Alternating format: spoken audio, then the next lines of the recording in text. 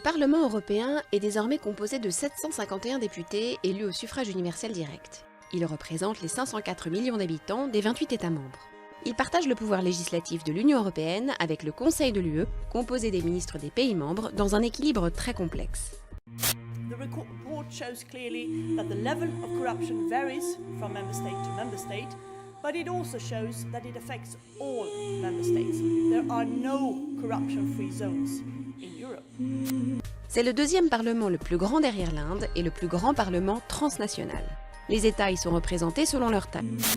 Et puis voici une étonnante illustration du pouvoir des lobbies, ces groupes de pression à l'œuvre entre autres au Parlement européen. L'eurodéputé Louis Michel en témoigne, des arguments de lobbyistes se sont retrouvés dans ces amendements contre des mesures de protection de la vie privée.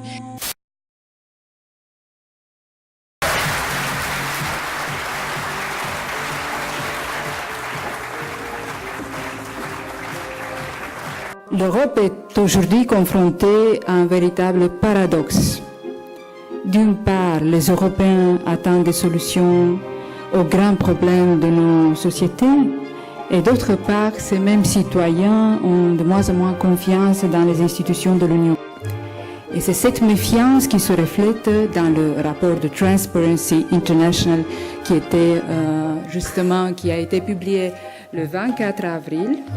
Je vais vous montrer quand même ce rapport puisque c'est un rapport qui a pris tout mon week-end. C'est un rapport qui est très important.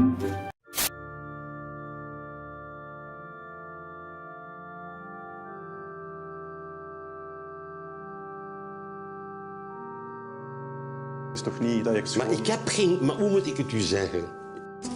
Comment Louis Michel n'a-t-il pas pu être au courant? En décortiquant les différents textes et les amendements, cet activiste autrichien a lui aussi fait une découverte surprenante.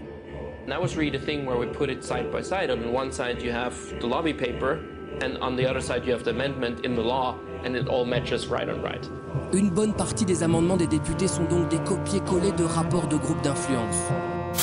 Il me paraissait que mon obligation et ma responsabilité d'attirer votre attention à ce sujet, puisque l'Europe, c'est aussi de la vigilance, puisque les lois sont toujours approuvées par le Parlement européen, et c'est très important qu'on puisse avoir des gens crédibles, vrais et sincères.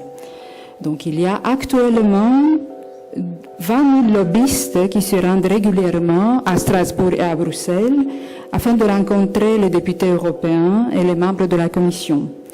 Selon ce rapport, les institutions de l'Union européenne manquent de transparence malgré les réglementations bien précises dans plusieurs domaines. Il y a une mise en œuvre laxiste de ces règles afin de prévenir ces dérives dans la prise de la décision au niveau européen.